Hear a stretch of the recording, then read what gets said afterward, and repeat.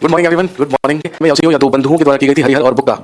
इसमें हम चार राजवंशों के विजयनगर एम्पायर, विजयनगर साम्राज्य कहते हैं, जिसकी स्थापना शासनकाल में योशी की कंटेम्प्रेरी दक्षिण कंटिन्यू करते हैं। हम विजयनगर साम्राज्य यहाँ पर नजर आए हैं तो नाम लेना पॉसिबल था भाई। हाँ जी, जल्दी से बताओ कहाँ पर थे, क्या पढ़ रहे थे कल। कंटिन्यू करते हैं। हम विजयनगर साम्राज्य शुरू कर चुके थे और हमने बात कर ली थी कि मोहम्मद बिन तुगलक के ही शासनकाल में योशी की कंटेम्प्रेरी दक्षिण भारत में एक साम्राज्य का उदय हुआ था, which is known as Vijayanagara empire, Vijayanagara साम्राज्य कहते हैं, जिसकी स्थापना दो भाइयों या दो बंधुओं के द्वारा की गई थी, हरिहर और बुक्का। इसमें हम चार राजवंशों के बारे में पढ़ेंगे। जो सबसे पहला होगा संगम डायनेस्टी या संगम वंश, जिसका सबसे पहला शासक बनेगा हरिहर प्रथम। विजयनगर साम्राज्य की स्थापना पूछे तो हरिहर और बुक्का दोनों के नाम आएंगे, लेकिन अगर संगम राजवंश की बात करें, संगम वंश की, हम सब जानते हैं संस्थापक होगा हरिहर प्रथम। राम, सुजीत, रंजन, निखिल, गोलू, किम, साक्षी, दीपक, सुमित, नैना, नैना, क्रांति, क्रांति, ग्रेट, सुमित, शैलू, अफशाह, रणबीर, रजत, प्रीतम। जी आ जाइए सारे के सारे लोग, सुस्वागतम आप सभी लोगों का। और हम पढ़ रहे हैं विजयनगर एम्पायर। शुरुआत हमने कर ली थी, कैसे शुरू हुआ इसके बारे में हमने बात कर ली थी। अब हम बात करेंगे डायनेस्टीज और रूलर्स के बारे में, बहुत ज्यादा डीपली नहीं, जितना एग्जाम के लिए इंपॉर्टेंट है, कारगर है, सिर्फ उतना। तो आज मेडिकल इंडिया को हम फिनिश करेंगे। ऑनलाइन क्लास कंटिन्यू रहेगा जी, रहेगा या नहीं रहेगा ये मोदी जी बताएंगे। आप सब जानते हैं संडे को नेशनल कर्फ्यू की घोषणा कर दी गई है, तो ज्यादातर जो हमारे स्टाफ है जो पब्लिक ट्रांसपोर्ट से आते हैं वो छुट्टी पर भेज दिए गए हैं। मेट्रो का इस्तेमाल करके जो आते हैं वो भी छुट्टी पर भेज दिए गए हैं। टीचर्स लोग आ रहे हैं, टीचर्स क्योंकि अपने अपने व्हीकल से आते हैं या फिर 11 नंबर की गाड़ी से आते हैं पैदल चल चल के। तो देखते हैं जैसा भी होगा, आज शाम तक डिसाइड करेंगे। और हो सकता है कि प्रिकॉशन पॉइंट ऑफ व्यू से बंद भी करना पड़े, लेकिन अभी तक ऐसा कुछ नहीं है। कल तो शायद हो सकता है छुट्टी रहे, सैटरडे संडे 2 दिन वेट कर सकते हैं, देखेंगे फिर क्या हालात होते हैं, कितने केसेस और उजागर होते हैं और उभर कर आते हैं, फिर डिसाइड करेंगे कि क्या करना है। वैसे ऑनलाइन क्लासेस पर ज्यादा फर्क नहीं पड़ेगा, उसके लिए आप टेंशन मत लीजिए। हमारी तरफ से यही कोशिश रहेगी कि सेवा प्रदान की जा सके आपको रेगुलरली, क्योंकि अब सारे के सारे लोग घर पर बैठ जाएंगे और घर पर बैठकर बोर होंगे। बोर नहीं होंगे तो यूट्यूब पर बादशाह और हनी सिंह के गाने सुनेंगे, सपना चौधरी का डांस देखेंगे, है ना, और या फिर टीवी में साउथ की मूवीज देखेंगे, साउथ इंडियन मूवीज जो आती हैं अपने टीवी पर पूरा दिन। नहीं तो चैट मैक्स पर वो सूर्यवंशम देखेंगे आप लोग। तो उससे बेटर है कि हम लोग क्या करें, क्लासेस कंटिन्यू रखें। हमारी कोशिश यही है। सर आज आपकी पॉलिटी की क्लास नहीं है भाई, ऐसा किसी ग्रंथ में, ऐसा किसी कानून में नहीं लिखा है कि जीएस स्पेशल बैच में रोज हिस्ट्री और पॉलिटी की क्लास होगी। तो ऐसा किसी कानून में नहीं लिखा है, क्योंकि बाकी सब्जेक्ट्स भी होते हैं यार, उनकी भी क्लास करानी होती है। हालांकि हिस्ट्री, पॉलिटी, ज्योग्राफी का सिलेबस सबसे ज्यादा होता है, इसलिए हम सबसे ज्यादा क्लासेस उसी की करते हैं और वो ज्यादातर टाइम से कंप्लीट करने की कोशिश करते हैं। ऑनलाइन तो घर से क्लास होगा सर जी, घर से नहीं होगा यार, हमें तो आना पड़ता है ना, ऑफिस तक, स्टूडियोज तक आना पड़ता है। तो ऐसी कोई दिक्कत नहीं है, जहां तक हमारे लिए पॉसिबिलिटी होगी और फिजिबल होगा तो हम क्लासेस लेंगे। जहां पर ऐसा लगेगा कि भाई अब पॉसिबिलिटी नहीं हो पा रही है तो हम कोशिश कर सकते हैं कि एक आध दिन के लिए, 2-4 दिन के लिए प्रिकॉशन पॉइंट ऑफ व्यू से बंद भी रख सकते हैं। रिवीजन का टाइम मिल जाएगा जी हाँ, बिल्कुल। अगर बंद होगा तो रिवीजन का डेफिनेटली टाइम मिल जाएगा जी हाँ। एसएससी जो सीएचएसएल का एग्जाम है वो कैंसिल नहीं हुआ है, पोस्टपोन हो गया है। उसकी जो अगली निर्धारित तिथियां होंगी वो आपको बहुत जल्दी मिल जाएंगी, तो निश्चिंत रहे। सर आपकी आवाज़ बहुत अच्छी है जी हाँ, मेरी आवाज़ ही पहचान है, अगर याद रहे तो बहुत बहुत शुक्रिया। अगर आपको ऐसा लगता है कि मेरी आवाज़ अच्छी है तो मैं खुद, है ना, all India radio, epic channel, discovery, national geographic, है ना, इन सारे के सारे लोगों को अप्रोच कर चुका हूं कि भैया कहीं पर कोई वैकेंसी हो वॉइस ओवर करने की या किसी भी डॉक्यूमेंट्री में कुछ कहने की, तो मौका दिया जाए। जी बिल्कुल शुक्रिया शिल्पा, हम लोग बिल्कुल केयरफुल हैं। और रही बात मेरी पर्सनली, तो मुझे क्या कोरोना होगा, मैं तो खुद कोरोना को हो जाऊं, आप तो अच्छी तरीके से जानते हैं मुझे। आप भी मास्क पहनो यार, अगर मैं मास्क पहनूंगा ना तो फिर वो फीलिंग खत्म हो जाएगी ना इतिहास पढ़ने की। और हम तो यहाँ पर इतिहास पढ़ने नहीं रचने आए हैं, तो अपना तो उद्देश्य ही इतिहास रचना है। नहीं, क्लास प्लीज ऑफ नहीं कीजिएगा। अनिकेत कह रहा है क्लास ऑफ मत करना, चाहे दुनिया इधर से उधर हो जाए, चाहे उल्कापिंड आकर पृथ्वी से टकरा जाए, चाहे कोरोना महामारी से आधी दुनिया खत्म हो जाए, लेकिन क्लास ऑफ नहीं करेंगे। अनिकेत तू टेंशन फ्री रहे मेरे भाई, आपकी नॉलेज भी अच्छी है, चलो थैंक गॉड किसी ने तो बोला कि मेरी नॉलेज भी अच्छी है। नहीं तो सारे के सारे लोग आवाज की तारीफ करते हैं, गाना गाने की तारीफ करते हैं, डांस करने की भी करने लगे हैं भाई। तो ये देखो यूट्यूब वीडियो में आपका डांस देखे थे सर, अरे यार वो डांस नहीं था, वो बस थोड़ी सी इंजॉयमेंट थी, है ना। गगन सर की रिंग सेरेमनी में हम लोग सारे के सारे गए थे, तो वहां पर इल्तिजा की गई, वहां पर रिक्वेस्ट की गई, तो थोड़ा बहुत याद रख लिया, otherwise not at all, I am not at all a dancer. मुझे बिल्कुल भी डांस वांस नहीं आता है। हाँ, डांस के मामले में मैं सनी देओल को अपना गुरु मानता हूँ, अपना आदर्श मानता हूँ, और मुझे ऐसा लगता है कि अगर सनी देओल जी डांस कर सकते हैं तो फिर कोई भी कर सकता है, तो आप अच्छी तरीके से जानते हैं। सर आप बोलते बहुत अच्छा हो यार, बोलना पड़ता है भाई, इतिहास पढ़ाते हैं हम, और इतिहास तो सुनने में ही ज्यादा मजा आता है, इसलिए आपको कुछ नहीं हो सकता जी यार। आप इतने सारे हजारों लाखों लोगों का इतना सारा प्यार और जब इतनी सारी दुआएं हमारे पास है, तो भैया जाको राखे साइया मार सके ना कोई, तो फिर कोरोना हमारा क्या बिगाड़ लेगा। तो इसलिए चलिए anyways back to the topic, हम लोग टॉपिक पर चलते हैं और हम शुरू करते हैं पढ़ना विजयनगर एम्पायर के बारे में। हमने शुरू किया था पढ़ना विजयनगर एम्पायर, और हम सब जानते हैं कर्नाटका का जो वर्तमान में हम्पी क्षेत्र है वही क्या था पहले, विजयनगर साम्राज्य, जिसकी स्थापना हरिहर और बुक्का नामक दो बंधुओं ने 1336 में की थी। और इसमें हम पढ़ेंगे सबसे पहले हेडिंग लीजिए संगम डायनेस्टी या संगम वंश के बारे में। संगम डायनेस्टी या संगम वंश, और हम सब जानते हैं संगम डायनेस्टी या संगम वंश का शासनकाल 1336 ईस्वी से लेकर 1485 ईस्वी तक रहा। एंड द फर्स्ट रूलर और the founder of Sangam dynasty was Harihar first या हरिहर प्रथम। इस वंश का सबसे पहला शासक या फाउंडर हरिहर प्रथम हुआ, जिसने 20 साल, लगभग 20 साल 1336 से लेकर 1356 तक शासन किया। सबसे पहला रूलर लिख लीजिएगा हरिहर प्रथम। हिस्ट्री बोरिंग सब्जेक्ट लगता था पहले, पर आपको हिस्ट्री स्पेशल बैच का डेमो आगे नहीं पढ़ पाऊंगा मैं। और जी 13 में मोहम्मद कासिम, ओके मोहम्मद बिन कासिम का वीडियो नहीं है सर मेरे भाई, अगर नहीं है मैं चेक कर लूंगा, अगर नहीं है तो डेफिनेटली आज ही डलवा दूंगा। नितिन सर की रिकॉर्डिंग क्लास मिल सकती है क्या? अरे भैया टी सीरीज कंपनी थोड़ी है कि यहाँ पर कैसेटें बिकेंगी, सीडीज मिलेंगी ना, रिकॉर्डिंग क्लास का कॉन्सेप्ट नहीं है भाई मेरे भाई, यहाँ पर सिर्फ लाइव क्लास का कॉन्सेप्ट है जी। चलिए हरिहर प्रथम लिख लीजिएगा, he made Anegondi his first capital. इसने अपनी राजधानी अनेगोंडी को बनाया। मैंने कल ही लिखवाया था, अनेगोंडी विजयनगर साम्राज्य की सबसे पहली राजधानी थी, लेकिन बाद में he shifted his capital to Vijayanagara, और उसके बाद इसने अपनी राजधानी को विजयनगर स्थानांतरित किया। तो पहली राजधानी अनेगोंडी बनाई गई थी हरिहर प्रथम के बाद, और उसके बाद उसे शिफ्ट किया, स्थानांतरित किया गया था विजयनगर में। इसके बाद in 1346 he attacked on Hoysala and added it into Vijayanagara empire. 1346 ईस्वी में इसने होयसल पर आक्रमण करके उसे विजयनगर साम्राज्य में मिलाया। होयसल जो कर्नाटका का ही क्षेत्र है, दक्षिण का ही क्षेत्र है, वहीं पर अटैक करके इसने उसे भी किसमें मिलाया, विजयनगर साम्राज्य में मिलाया, जो बात है 1346 ईस्वी की। इन 1352-53 ही कॉन्कर्ड मदुरा। 1352-53 ईस्वी में इसने मदुरा पर अधिकार करके उसे भी विजयनगर साम्राज्य में मिलाया। हरिहर प्रथम was succeeded by his younger brother. Harihar प्रथम का उत्तराधिकारी इसका ही छोटा भाई हुआ, जिसको हम सब जानते हैं बुक्का या बुक्का प्रथम, और अगला शासक सिंहासन पर बैठा बुक्का फर्स्ट या बुक्का प्रथम।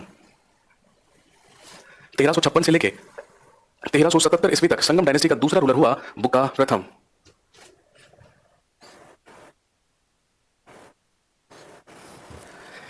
लिखेंगे इन 1374 he sent his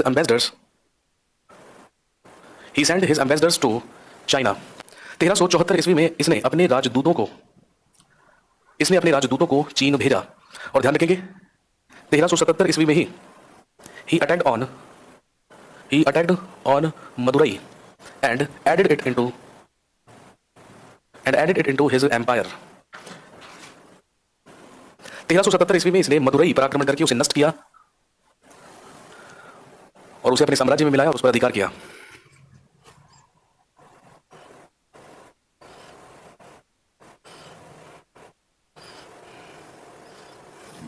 इसके बाद अगला पॉइंट बनता है, लिखेंगे he defeated Bahmani Sultan Mohammad Shah first. इसने बहमनी साम्राज्य हम अलग से नहीं पढ़ेंगे, केवल बहमनी साम्राज्य के वो मुख्य रूलर्स, शासक, सुल्तान जिनकी हमें जरूरत है, उनका डिस्कशन हम यहीं पर करेंगे। मोहम्मद शाह प्रथम बहमनी सुल्तान, इसने बहमनी सुल्तान मोहम्मद शाह प्रथम को पराजित किया। और ध्यान रखेंगे बहमनी सुल्तान मोहम्मद शाह प्रथम को हराकर इसने रायचूर क्षेत्र पर अधिकार किया। और अब रायचूर क्षेत्र भी क्या बन गया, विजयनगर साम्राज्य का ही पार्ट बन गया। लेकिन ये रायचूर किसको कहते हैं, तो ध्यान रखेंगे कृष्णा और तुंगभद्रा दोआब को ही क्या कहा जाता था, रायचूर कहा जाता था। हम सब जानते हैं कृष्णा नदी और तुंगभद्रा नदी के दोआब क्षेत्र को ही रायचूर कहा जाता था। और हम सब जानते हैं दोआब क्या होता है, दो नदियों के बीच जो मैदानी भाग होता है, जो मैदानी पार्ट होता है, उसी को क्या कहा जाता है, दोआब कहा जाता है। उस पर भी इसने अधिकार किया। इसके अलावा ध्यान रखेंगे he gave conservation to Hinduism. इसने हिंदू धर्म को संरक्षण दिया और इसने वेद मार्ग प्रतिष्ठापक की उपाधि धारण की और इसने वेद मार्ग प्रतिष्ठापक की उपाधि ली। संगम वंश की पीडीएफ नहीं है सर जी, भैया नहीं है, होती तो अपलोडेड होती ना, आपके पास नहीं है, नोट कर लीजिए, थोड़ा सा हाथों को कस कर दीजिए।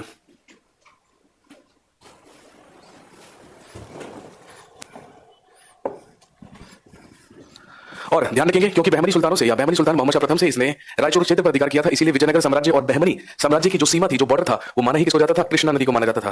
कृष्णा नदी was basically the border between Vijayanagara and Bahmani empire. इसके बाद ध्यान रखेंगे Bukka first was succeeded by Harihara द्वितीय। इसके बाद संगम वंश का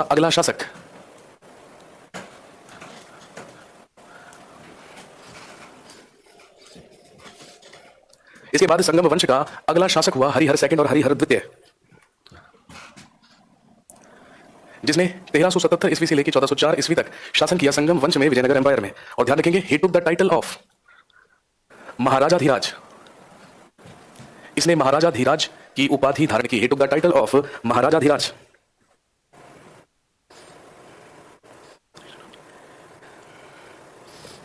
और ध्यान रखेंगे इसने कनारा,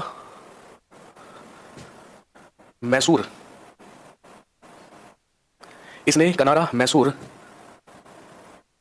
त्रिचनापल्ली, कांची और श्रीलंका के शासकों से,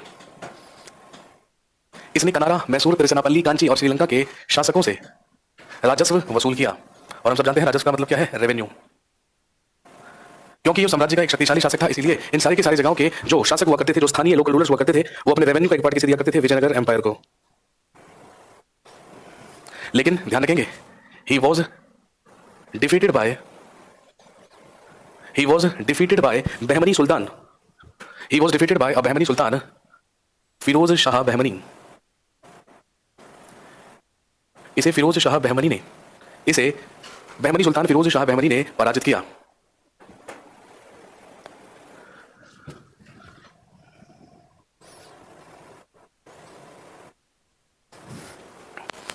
लेकिन ध्यान रखेंगे, द बिगेस्ट अचीवमेंट या इसकी सबसे बड़ी उपलब्धि, his biggest achievement was that he got Belgaum and Goa from Bahmani empire. इसने बहमनी साम्राज्य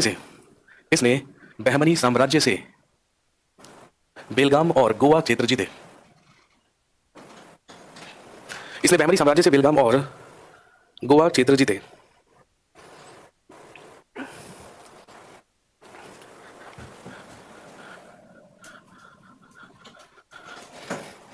इसके बाद अगला शासक लिखिए देवराय फर्स्ट। इसके बाद अगला रूलर बना देवराय प्रथम या देवराय फर्स्ट। 1406 से लगभग 1422 तक शासन किया देवराय प्रथम या देवराय फर्स्ट ने, जो संगम वंश का विजयनगर एम्पायर में अगला शासक बना।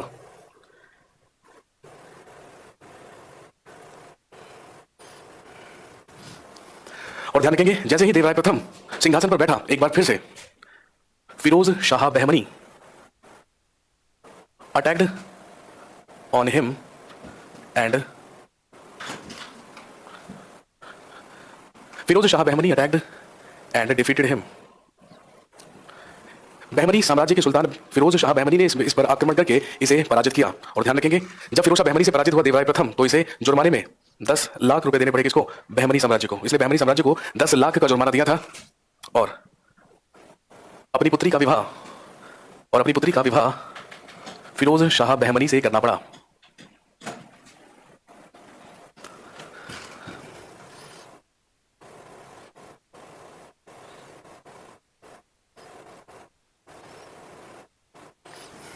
महत्वपूर्ण काम जो देवराय प्रथम के द्वारा किया गया, ध्यान रखेंगे, 1410 ईस्वी में तुंगभद्रा नदी पर बांध बनाकर इसने विजयनगर तक नहरें बनवाई। 1410 ईस्वी में तुंगभद्रा नदी पर बांध बनाकर इसने विजयनगर तक नहरें बनवाई।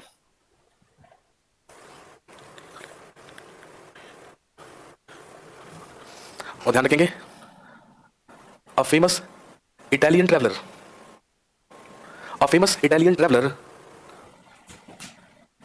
निकोली कॉन्टी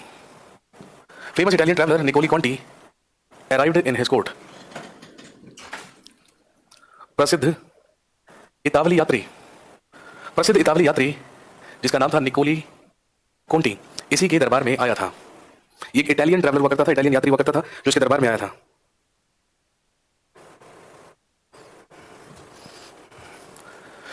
और ध्यान रखेंगे, two famous poets of his court, इसके दरबार के दो प्रसिद्ध कवि हुआ करते थे, हरि विजय और श्रीनाथ। देवराय प्रथम के ही दरबार में दो महान कवि रहा करते थे जिनके नाम हरि विजय और श्रीनाथ थे। ये दोनों तेलुगु भाषा के महान कवि हुआ करते थे जिनके नाम हरि विजय और श्रीनाथ थे। देवराय प्रथम के ही दरबार में रहा करते थे। देवराय प्रथम के बाद संगम वंश का विजयनगर साम्राज्य का अगला शासक बना देवराय सेकंड और देवराय द्वितीय,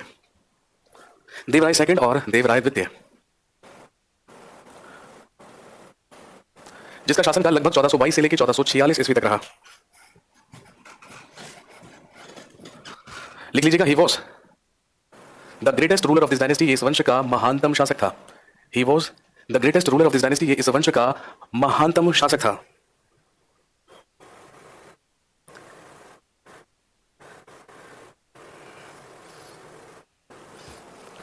और ध्यान रखेंगे, इसकी जनता इसे इंद्र का अवतार मानती थी। And he took the title of Gajabetekara, और इसने अपने शासनकाल में गजबेटकर की उपाधि धारण की थी। और दोस्तों ध्यान रखेंगे, गजबेटकर का मतलब होता है द हंटर ऑफ एलिफेंट्स या हाथियों का शिकारी।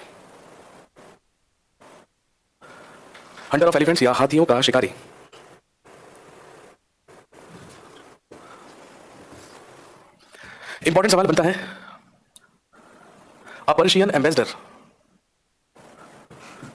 Abdul Razzaq arrived in his court, इसी के दरबार में एक फारसी राजदूत अब्दुल रजाक आया। इसी के दरबार में एक फारसी यात्री आया जो एम्बेसडर था पर्शिया का या ईरान का, जिसका नाम था अब्दुल रजाक। मान भाई, जगत गोसाई और नूरजहां में कौन आत्महत्या करके मर गई थी मुगल काल में? मेरे भाई, जो जहांगीर सलीम की पहली पत्नी थी मान बाई। तो ध्यान रखेंगे, मान बाई ही सलीम की या जहांगीर की वो पत्नी थी जिसने उसकी शराब और अफीम के सेवन की लत से परेशान होकर आत्महत्या कर ली थी। तो शी वाज मान बाई। ध्यान रखेंगे, सही क्वेश्चन है, बिल्कुल एग्जाम में आया भी हुआ है और एग्जाम में आने लायक सवाल है। एग्जाम में पूछा गया था जहांगीर की कौन सी पत्नी ने उसकी आदतों से परेशान होकर आत्महत्या की थी या सुसाइड किया था? तो ध्यान रखेंगे, शी वाज मान बाई, जो उसकी सबसे पहली पत्नी हमने लिखी थी।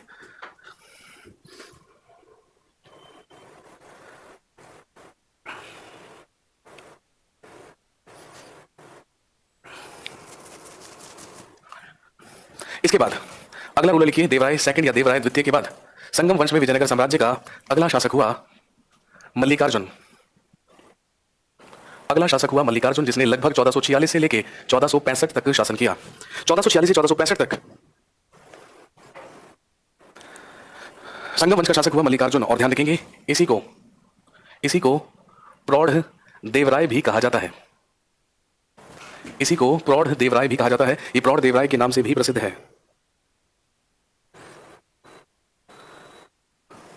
और ध्यान रखेंगे, इन 1451 a famous Chinese traveler माहुआन arrived in his court। इसी के शासनकाल में इसके दरबार में 1451 ईस्वी में एक प्रसिद्ध चीनी यात्री माहुआन इसके दरबार में आया था। ये जो ट्रैवलर्स आ रहे हैं ना, ये ज्यादा इंपॉर्टेंट होते हैं क्योंकि एग्जाम में हमेशा पूछते हैं कि बताइए ये व्यक्ति किसके शासनकाल में आया, ये व्यक्ति किसके दरबार में आया। इस टाइप के क्वेश्चन आपको ज्यादा मिलेंगे।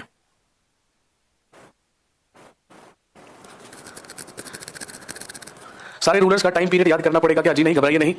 मेडिवल इंडिया में एग्जाम में कोई तारीख नहीं पूछी जाती है, ना ही विजयनगर एम्पायर से। आप प्रीवियस ईयर के क्वेश्चन जब चेक करोगे तो आपको मुश्किल से इक्का दुक्का कोई सवाल मिलेगा जो आपसे पूछ लिया गया हो कि बताइए ये किस वर्ष हुआ था। सिर्फ एक तालीकोटा का युद्ध है जो आपसे पूछा जा सकता है, जिसकी डेट पूछी जा सकती है। इसके अलावा कुछ भी आपसे डेट्स तो नहीं पूछी जाएंगी, केवल और केवल आपसे बाकी फैक्ट्स पूछे जाएंगे। तो डेट्स को लेकर परेशान होने की जरूरत नहीं है।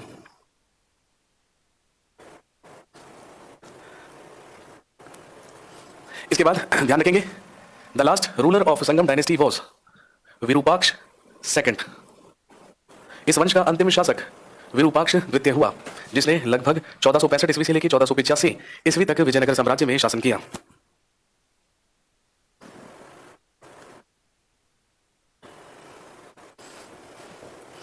और दोस्तों ध्यान रखेंगे, इसी विरूपाक्ष द्वितीय का एक सामंत हुआ करता था, एक मंत्री हुआ करता था जिसका नाम था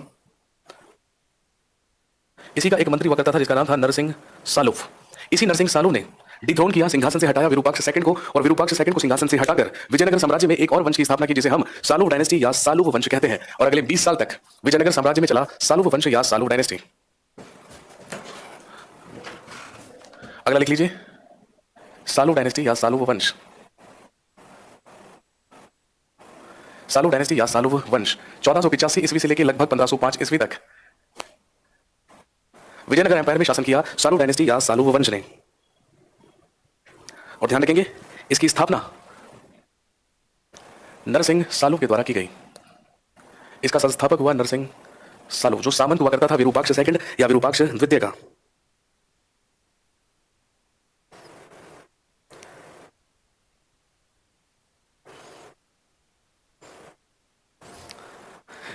लिखेंगे, he made Narasa Nayaka the bodyguard of his son. इसने नरसा नायक नामक व्यक्ति को अपने पुत्र का अंग रक्षक बनाया। नरसिंह सालुव की ही सेना में एक योग्य व्यक्ति हुआ करता था, एक योग्य सैनिक हुआ करता था जिसका नाम था नरसा नायक।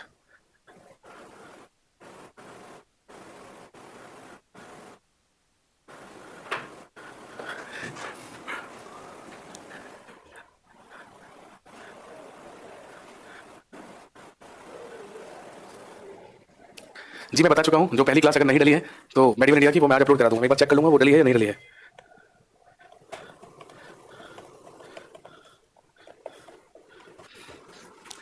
जी ध्यान रखेंगे, जब नरसिंह सालुव वंश का राजा बना तो इसने अपने बेटे की ही सुरक्षा में अपने बेटे का ही अंगरक्षक बनाया नरसा नायक नामक एक सैनिक को। लेकिन ये जो नरसा नायक था एक योग्य और शक्तिशाली व्यक्ति था, इसलिए इसने नरसिंह सालुव को सिंहासन से हटाकर खुद विजयनगर साम्राज्य का सिंहासन हासिल कर लिया। और ध्यान रखेंगे, विजयनगर साम्राज्य का एक्चुअल रूलर या वास्तविक शासक ही कौन बन गया? नरसा नायक बन गया।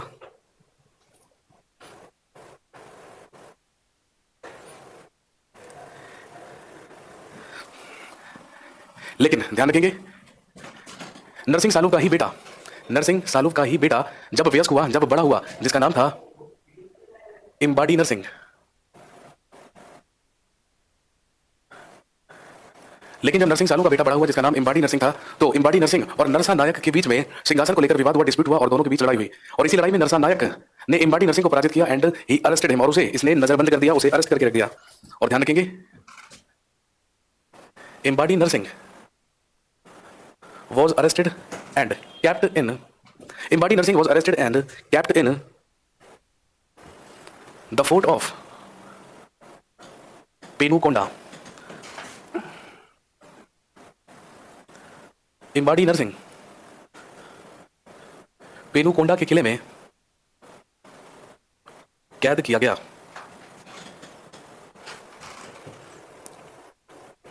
और उधर ध्यान रखेंगे, नरसा नायक ने चोल चेर और पांड्य राजाओं पर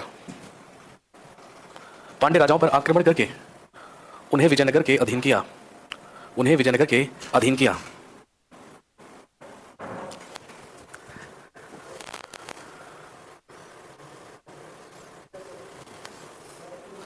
और इसके बाद ध्यान रखेंगे, 1505 ईस्वी में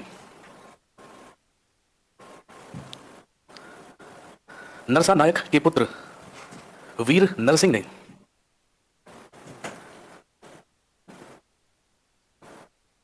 इम्बाडी नरसिंह की हत्या की और एक नए वंश की स्थापना की।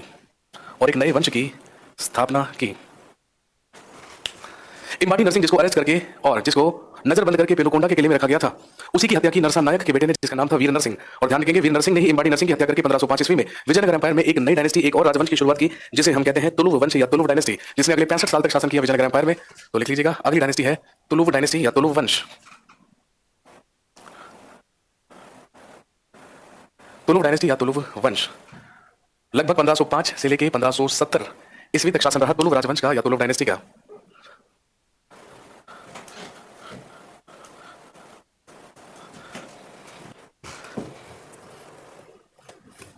और ध्यान रखेंगे, the founder of Tuluva dynasty was Vira Narasimha.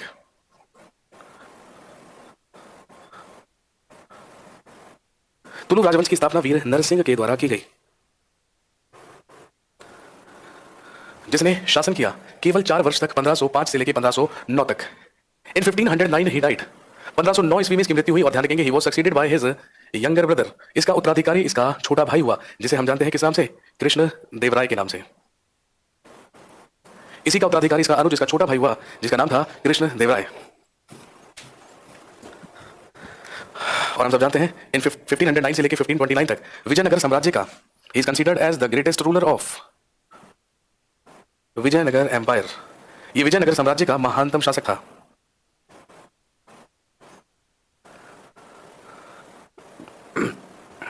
और हम ऑलरेडी डिस्कस कर चुके हैं कि जब बाबर हिंदुस्तान आया था, भाई हम सब जानते हैं 1519 ईस्वी में बाबर ने हिंदुस्तान में अपना पहला आक्रमण भेलागढ़ के किले पर किया था। और उस समय दक्षिण भारत में विजयनगर साम्राज्य में तुलुव राजवंश में रूल किया करता था कृष्ण देवराय। इसीलिए जब बाबर ने अपनी ऑटोबायोग्राफी लिखी या जब अपनी आत्मकथा लिखी, तो उसमें इसने हिंदुस्तान का सबसे जो शक्तिशाली शासक था वो बताया है, किसको था, कृष्ण देवराय को बताया था। ये बात हमने जब हम बाबर पढ़ रहे थे तब मैंने आपको बताया था।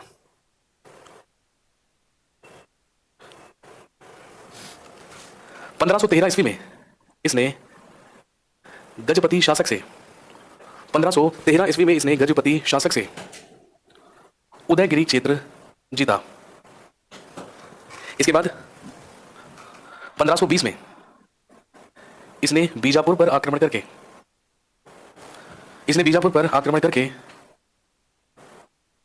संपूर्ण रायचूर क्षेत्र पर अधिकार किया।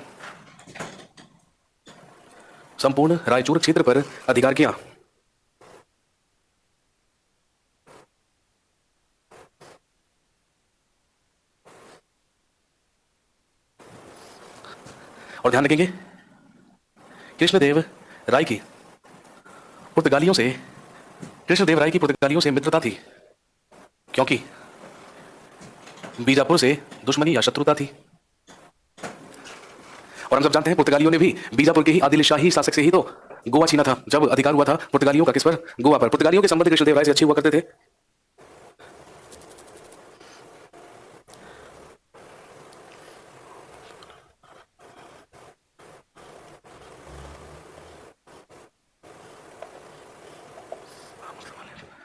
इसके बाद ध्यान रखेंगे, he wrote a famous Telugu text, इसी ने एक प्रसिद्ध तेलुगु ग्रंथ की रचना की थी। He wrote a famous Telugu text, इसने एक प्रसिद्ध तेलुगु ग्रंथ की रचना की थी जिसका नाम था आमुक्त माल्यद। इसी ने आमुक्त माल्यद नामक प्रसिद्ध तेलुगु ग्रंथ की रचना की थी। और दोस्तों हम सब जानते हैं कृष्णदेव राय के ही दरबार में, कृष्णदेव राय के ही दरबार में 8 महान कवियों का ग्रुप था या समूह था, जिन्हें क्या कहा जाता था, अष्ट दिग्गज कहा जाता था। इसी के दरबार में 8 महान कवियों का समूह था जिसे अष्ट दिग्गज कहा जाता था। भक्ति movement topic history, medieval history का पार्ट है, ठीक है ना, लेकिन वो हम इस बैच में नहीं पढ़ते हैं क्योंकि भक्ति मूवमेंट से संबंधित जो सूफी संत और संतों के नाम है वो हम रूलर्स के ही रूलिंग पीरियड में पढ़ लेते हैं। जैसे हमने ख्वाजा मोइनुद्दीन चिश्ती पढ़ा, जैसे हमने कुतुबुद्दीन बख्तियार अल काकी पढ़ा, जैसे हमने शेख सलीम चिश्ती पढ़ा, जैसे हमने हजरत निजामुद्दीन औलिया के बारे में जिक्र किया। तो हम अलग से सूफी और भक्ति मूवमेंट नहीं पढ़ेंगे।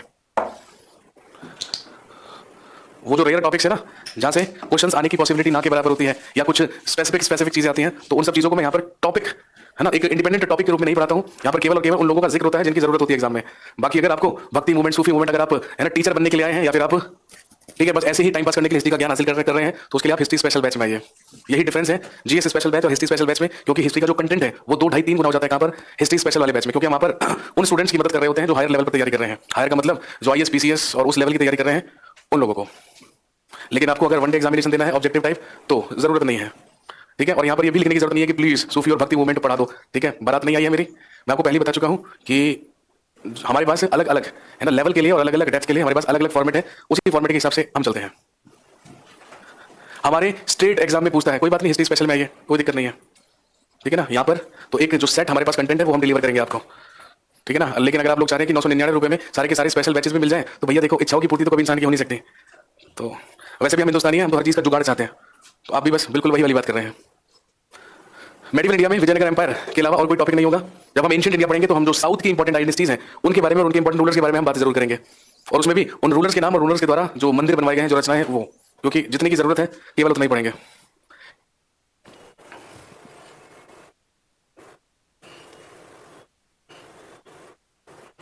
इसके बाद ध्यान रखेंगे Krishnadeva Raya founded a city near Vijayanagara named Nagalapur. इसी ने विजयनगर के समीप एक शहर की स्थापना की जिसका नाम था नागलापुर।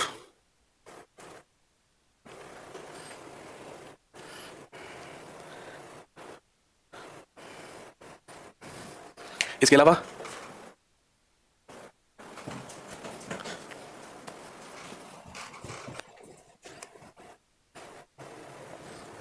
कृष्णदेव राय ने ही अपने शासनकाल में हजारा मंदिर और विठल देव मंदिर का निर्माण करवाया। हजारा मंदिर और विठल देव मंदिर का निर्माण कराने वाला शासक भी कौन था? कृष्णदेव राय।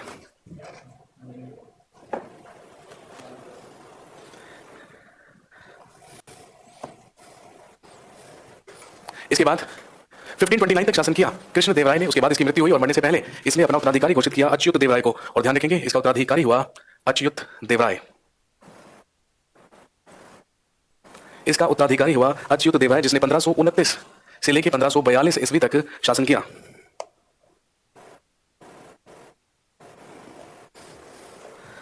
ध्यान रखेंगे in his ruling period a Portuguese traveller Nunes arrived in his court. इसी के शासनकाल में इसके दरबार में एक प्रसिद्ध पुर्तगाली यात्री नूनिज इसके दरबार में आया।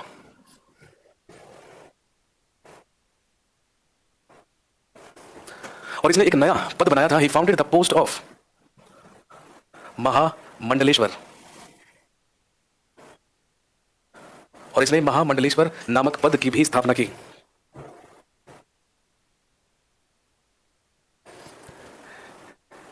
इसके बाद he was succeeded by Sadashiv. इसका उत्तराधिकारी शासक हुआ सदाशिव, जिसने 1542 से लगभग 1570 ईस्वी तक शासन किया विजयनगर साम्राज्य में। लेकिन ध्यान रखेंगे ये एक कमजोर और अयोग्य शासक था। इसी का एक मंत्री हुआ करता था जिसका नाम था राम राय, जो आरवीडू वंश का व्यक्ति या मंत्री हुआ करता था। सदाशिव का ही एक मंत्री था जिसका नाम था राम राय। सदाशिव क्योंकि कमजोर और अयोग्य शासक था, तो ध्यान रखेंगे उसी की अयोग्यता का फायदा उठाया था राम राय ने। केवल नाम का शासक हुआ करता था सदाशिव, लेकिन प्रैक्टिकली विजयनगर साम्राज्य में शासन किया करता था कौन? राम राय।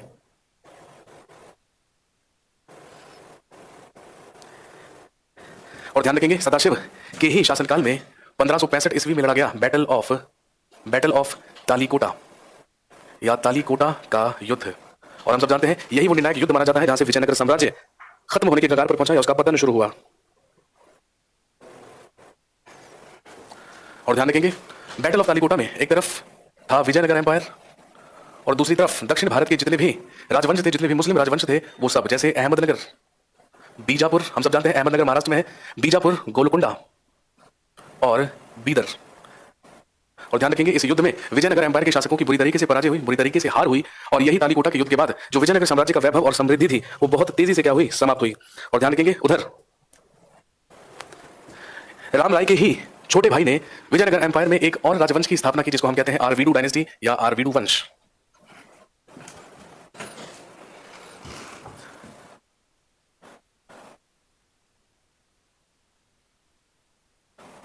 आरवीडू डायनेस्टी या आरवीडू वंश जो चला लगभग 1570 से लेकर 1649 ईस्वी तक। और ध्यान रखेंगे the founder of Aravidu dynasty in Vijayanagara empire was Tirumala, Tirumala या तिरुमल। आरवीडू वंश की स्थापना तिरुमाल या तिरुमल के द्वारा की गई, who was the brother of Rama Raya, जो राम राय का भाई हुआ करता था।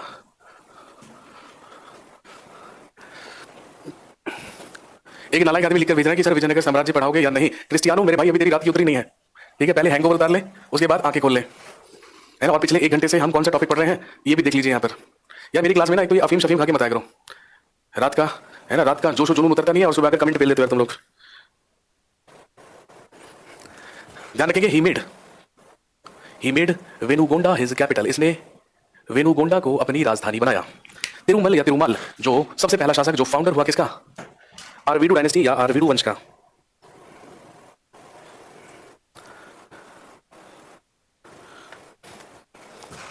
पंद्रह सौ 1770 से लगभग 1586। इसके बाद 1586 में तिरुमल या तिरुमाल के बाद अगला राजा बना वेंकट सेकंड या वेंकट द्वितीय, वेंकट सेकंड या वेंकट द्वितीय।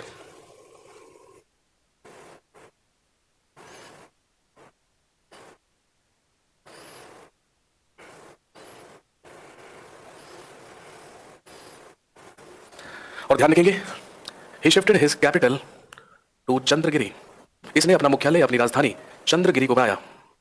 He made Chandragiri his capital. He is considered as the last great ruler. He is considered as the last great ruler of Vijayanagara empire. इसे विजयनगर साम्राज्य का अंतिम महान राजा माना जाता है।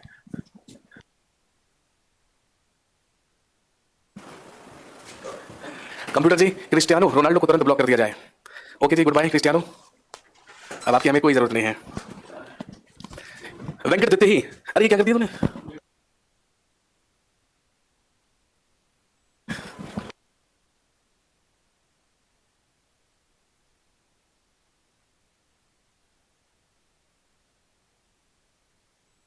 इसके बाद ध्यान रखेंगे the last ruler of Vijayanagara empire was Sriranga third.